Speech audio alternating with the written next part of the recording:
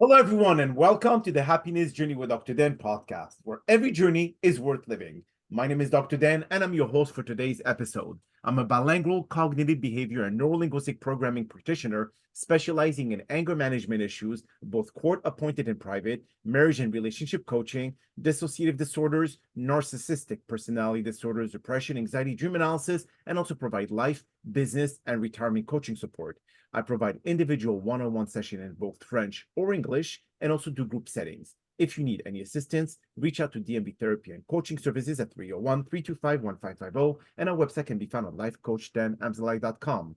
Today, I'm very excited to have for our fifth episode of season 31, a very special guest sharing her life after recovering from difficult hurdles and thriving despite these challenges, Miss Anne Montgomery.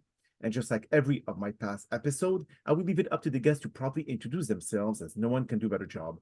Anne, the floor is yours. Thank you, Dr. Dan. I appreciate you inviting me to be on your podcast. My life has been a journey of a whole bunch of different smaller trips. When I was young, I'm 70 years old now. So when I was a teenager back in the 70s, I wanted to be a sportscaster, which was simply something women didn't do. So everybody told me I could never be that thing I wanted to be. I got told no a lot, and that kind of beat me down. I went into the restaurant business. Got into a relationship with an NFL player who was abusive, and everybody told me that I was nothing. And then finally, I did get that job in television. In fact, I had 5 jobs in television, including ESPN, where I anchored SportsCenter for a couple of years. And then I was pushing 40, and nobody wanted me anymore. I wasn't pretty enough to be in front of a camera. And that led me to a whole different life change. I'm not going to tell you it was easy. I went through depression. I felt sorry for me for a very long time. And then I became a teacher in a Title I school where most of my students were living in poverty.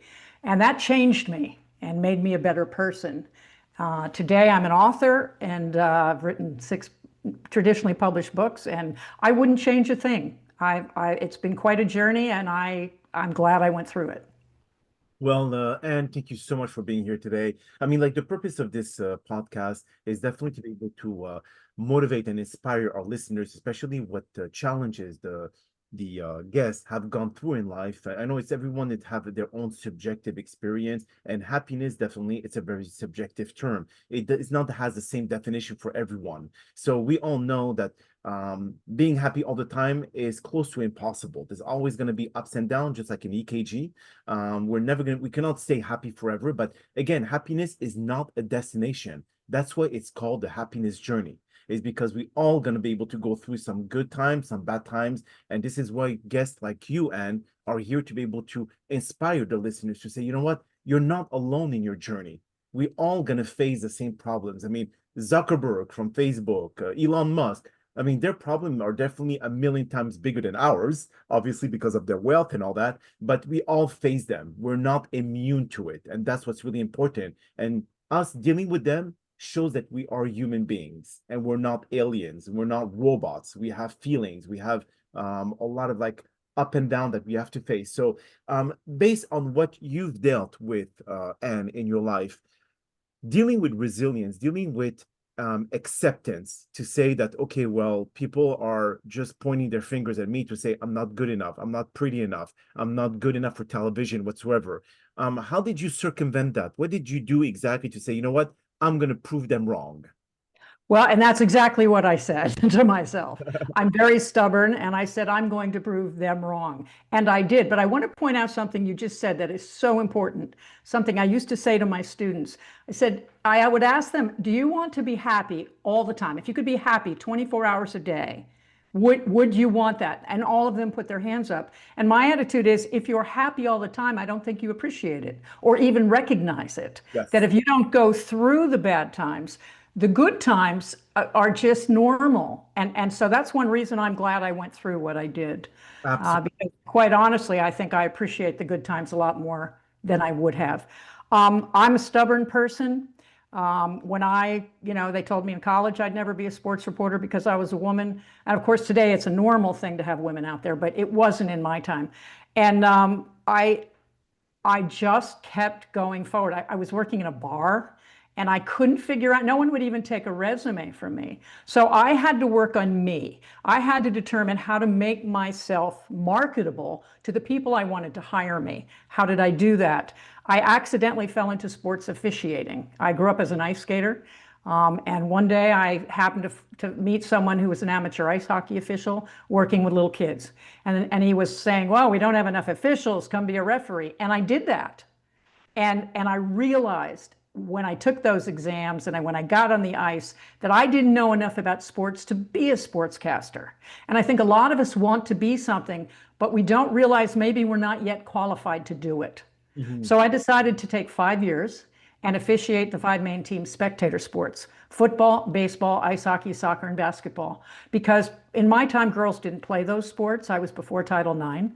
And so I learned the games by being a referee and an umpire. And I believed some forward-thinking news director would give me a job if they understood that I put in all these years learning about the games. And that's exactly what happened.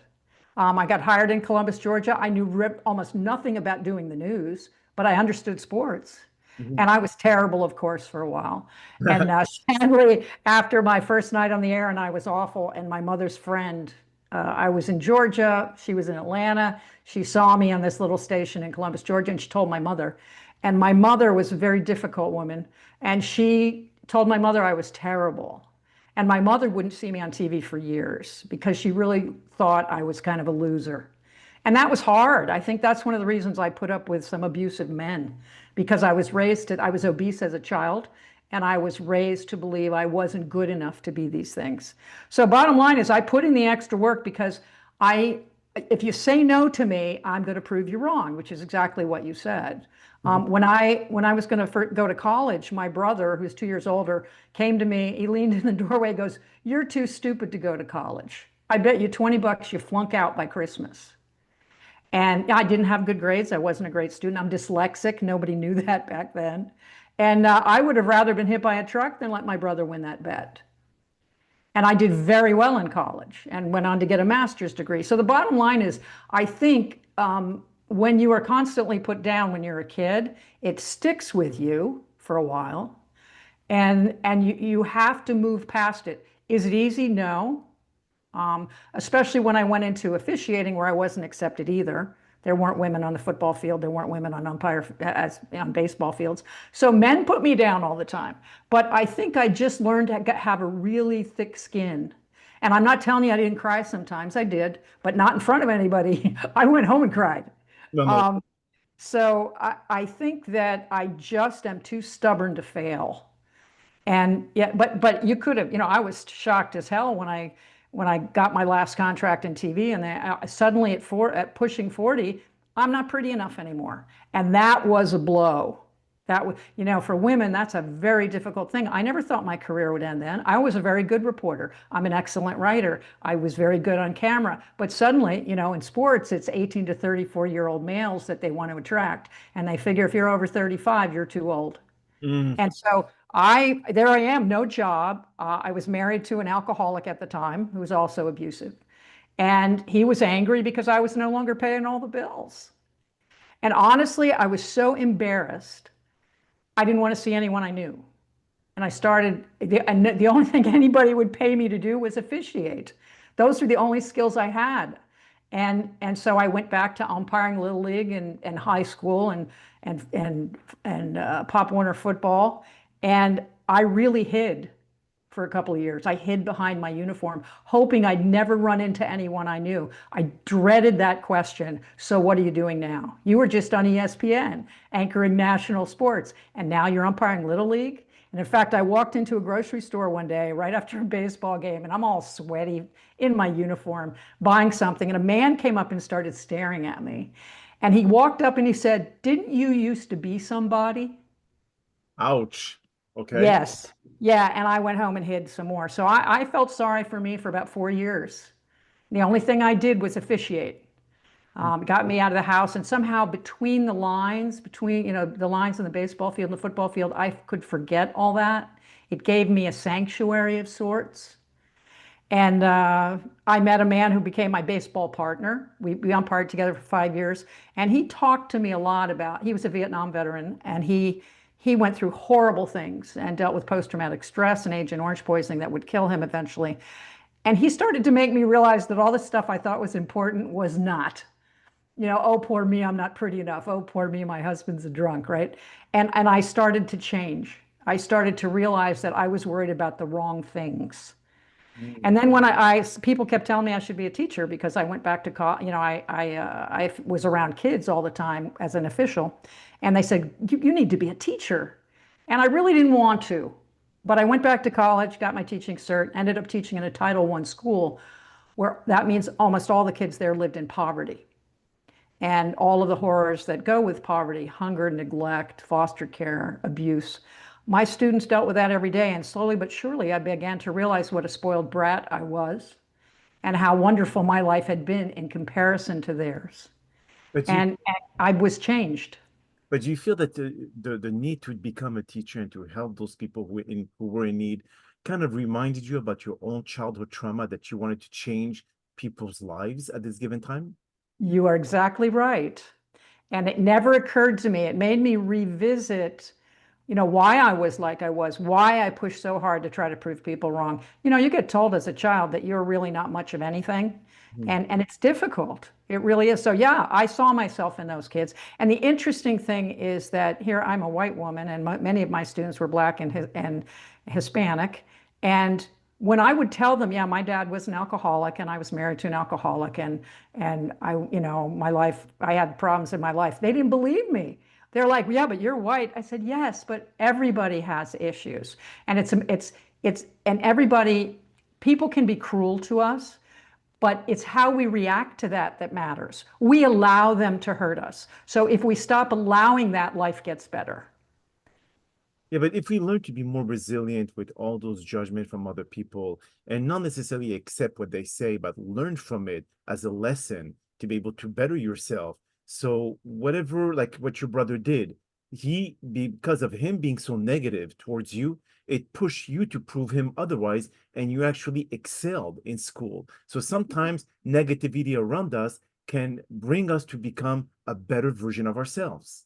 Oh my goodness, yes. Because I'm dyslexic. I didn't learn that till I became a reading specialist for kids. I had no idea why I stumbled around a bit and I turned numbers around.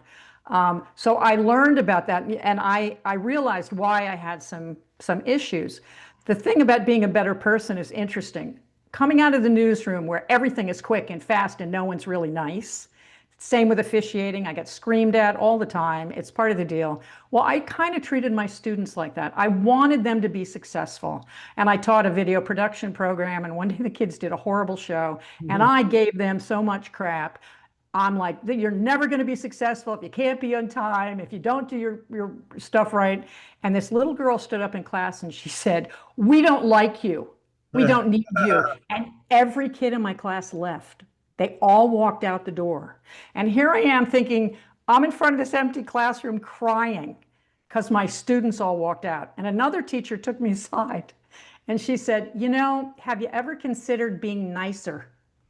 I said, there's no nice in the newsroom. There's no nice in Yes. sports. And she said, yes, but you're dealing with children. Well, I didn't get it really. And then one day I dragged this 14-year-old boy out of my class. He was late every day, every day. And certainly in the news business and in sports, you have to be on time. You Correct. can't be a second late. You got to be early. So I'm drilling him about being late, and he's staring at his shoes. And he said, Miss Montgomery, I am so sorry. He said, I slept on my uncle's couch last night, and I didn't know the bus system, and I never know where I'm going to sleep at night. And this light bulb went off over my head. I went, I am haranguing a homeless child for being late.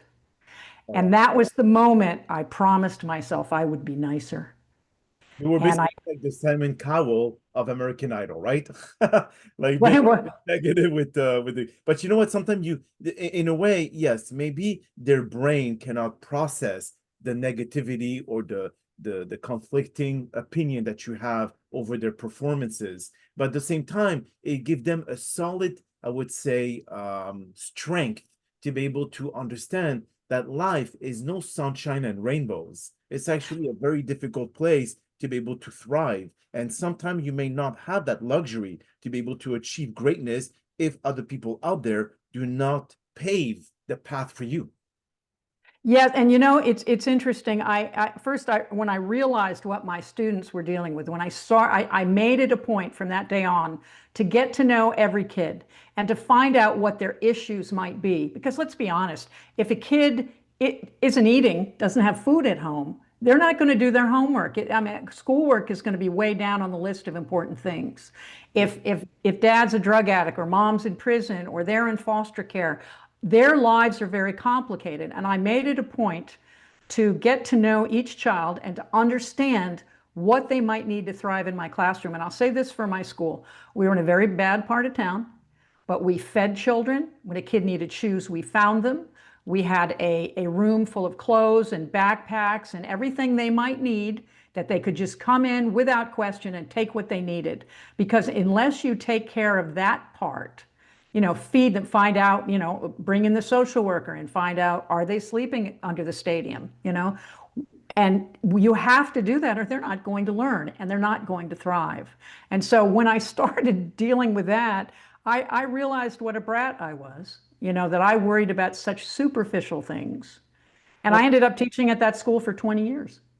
So have you come across any of your past students and see exactly what had they become? That's a very interesting question because my life changed dramatically in another way when I became a teacher. One day at the end of the school year, because it's a difficult part of town, I worry about the kids in the summer. And a lot of times they took my classes over and over because I taught journalism in some cases. So I would, even though they said don't do this, I would put my phone number on the board. I said, look, guys, if you get you have a problem and you don't know how to get out of it or you need some help, call me and I will try to help you if I can. And one summer, this 14-year-old kid called me and I knew something was wrong, but he wouldn't tell me what it was. And he sounded like he just needed someone to talk to about, he went to a party, met a girl, whatever. And I said, look, you're in my class next year. I put you in the newspaper class. I look forward to seeing you. And then he didn't show up for school. And I was worried. I tried to reach him. The phone had been disconnected. Couple weeks went by and he called me again. And he said, Miss Montgomery, I'm hungry. I said, what do you mean you're hungry? And he said, well, I'm in foster care now. And they lock up all the food. And I go to school and they didn't get my paperwork yet and they won't feed me lunch and I'm hungry. Well, I said, can I reach you at this number? I said, I'm going to get right back to you. I hung up and I was lucky there were no students in my classroom because I was swearing like a sailor. The woman who told me to be nicer walks in, she goes, what is the matter? And I told her what happened. And she said, oh, well, if you care so much about it, then why don't you call the foster care people and say he can come and live with you? And I'm like, I'm 55 years old. I was unable to have children of my own, which bothered me for a while, but I'd gotten over it by then. And I said, I've never been a mother. I don't know how to be a mother. She said, then stop complaining. Well, fast forward to now, I have 5 kids. They're all grown up. They're in their 20s. They were all my students. And 2 of them were my legal foster children. I went to foster mom school, so, and some of the other ones just decided I was mom and they were all former students. So I know exactly where they all are. Oh, wow. That's amazing. And I'm a grandmother. I'm a grandmother today. I have an 8-year-old grandson from my oldest son, the one who called that first time. So yeah, if I hadn't been fired from TV, I wouldn't have become a teacher. If I hadn't become a teacher, I wouldn't be a mom. So life is very interesting. You got to go ride those twists and turns and you'll be really surprised what might happen. Oh, that's for sure. And for when it comes to your siblings and to your mom, if she's still alive, I mean, I'm not sure if she is or not, but are you still in contact with them? My mother died at just about 2 weeks shy of 99. She was not any nicer. She was really cruel to me most of my life, which I don't understand. At the very end, she got nicer. And matter of fact, when I took in the kids, she would say things like, we're having a family dinner. I said, okay, I'll bring Brandon and Troy. And she said, it's only for real family. That's how she was. She was a bitter, nasty woman. Wow. And I look back, my mother was a reporter in the 1940s. She had a bachelor's degree. She was a freak, but she was just bitter and not nice at all. And my dad was very kind and nice, but he never stood up to her. So yeah, she died at 99, almost 99. My dad died at 96. I have 2 siblings. None of us speak. None of us have anything to do with each other. And I understand you're supposed to always, family's most important. But in my world, your family, they don't have to be biological. As I said, I got 5 kids who aren't my biological relatives, who are my kids. So, no, if my mother was alive, I might talk to her on the phone on occasion. But yeah, she never got any nicer. Well, you know what? Maybe it is possible that because she had the same similar career as you, it's possible that when you became popular at that time, the attention was no longer on her, so she felt Yes. jealous. Other people have said that. My mother belong today. My mother would never marry. She'd be a Supreme Court justice. She'd be very important. She didn't, she got married because in her time, 28 years old, she's an old maid. That's what you did, and she wasn't happy that way. And I understand that, but she was also fat phobic, and as an obese child, she was embarrassed to have me around her. And so, I spent a lot of my time alone. Went in the woods and the streams with my dog, and I spent a lot of time alone because she didn't even want me around. People would walk by us, and she would think they were staring at me because I was obese, and she would say, "It's not my fault. I feed her fish and salad with no dressing. I didn't make her like that." And I'm like, I'm fat. I'm not deaf. So yeah, but I look back. I'm not angry with her anymore. You have to let that go Oh, you because know. people can only hurt you if you let them. And I had to deal with my foster kids that way because they came from very difficult situations where people hurt them in all kinds of horrible ways. And I said, you have to let it go. Mhm. Let it go before I did in my 60s, Absolutely, you're right. So for the books that you wrote, was it about your own personal journey, or is it something that relates to a woman in professional career such as yours? Well, it's very funny. My books have nothing to do with sports and nothing to do with broadcasting for the most part. I write fiction, Mhm. but I write fiction around societal issues. I have one book that's about children, a young girl living in a cult, and a boy running away from foster care. So clearly, because I was a foster mom, I understood the foster care. I wrote about a rape, a thriller about a serial rapist. I wrote about a woman escaping an abusive relationship. So you might see that I'm in some of these. I wrote historical fiction about a reporter seeking information on a 11th century magician who was real. They dug him up outside of Flagstaff, Arizona in 1939, and she's trying to find out who he might have been. That was really me. That was an assignment I got from a magazine that I wrote for. And it was about my journey to find out who that man was, as well as going back in time to the Hopi world. So I write about things that interest me. Mhm. A lot of times they are societal issues, and perhaps that came from my own past, as well as my students and my children and things they have lived through. So if you can and just give like to those who are listening at this moment, can you give them like just a couple of pieces of advice before we end this podcast and let them know exactly how to learn through those difficult challenges that people face on a day-to-day basis, not to make those challenges the big focus, but to find alternative so they could find a way to be able to get out of it and move forward, or I would say fall forward and not fall backward. I think what I've said in one case already, take no as a gift, and look at it logically. Someone says no, just smile and say okay and walk away, and then think about it. Use it as a springboard to accomplish something. That worked for me. I don't know if it works for everybody. I also think we get stuck in our daily lives. I wish I hadn't spent 4 years feeling sorry for me and not moving forward. I probably should have become a teacher a couple of years earlier than I did, but I spent so much time feeling sorry for me that I couldn't move forward. And I think that you just have to get out there because when you're alone, I was alone quite a bit. My husband was in the restaurant business; he was a chef, and before we divorced, and so I was alone. And when you're alone, you feel more sorry for yourself. You got to get out there. You got to get out there, even if people turn you down. Try again. It's the old put one foot in front of the other. The other thing is, if you're really stuck, you need to develop curiosity. I think too many of us go, I want to be this one thing. Well, that one thing is going to end someday. I think in terms of football players, I often had students who would say, I want to be a professional football player. I'm the last person in the world that's going to tell a kid they can't be that because they probably will never be that. But I always said, what are you going to be after that? because your career has an average, maybe 3 to 4 years is all you're going to get in the pros. And it's over. You're never playing again. And you're only 26 years old. What are you going to do now? So Mhm. we need more curiosity about the world, about especially in this world of AI that is taking jobs and changing jobs. We need to get out there and find out more things we're interested in because our lives are going to change. I've had to give up a lot of things. I don't officiate anymore because all my MRIs and stitches and surgeries I can't get out of the way anymore. So I loved officiating, but I can't do it. I ended up officiating 40 years. Mhm. So the idea is some things are going to have to go as you age. So you need to be curious and you need to have a lot of things that you find interesting.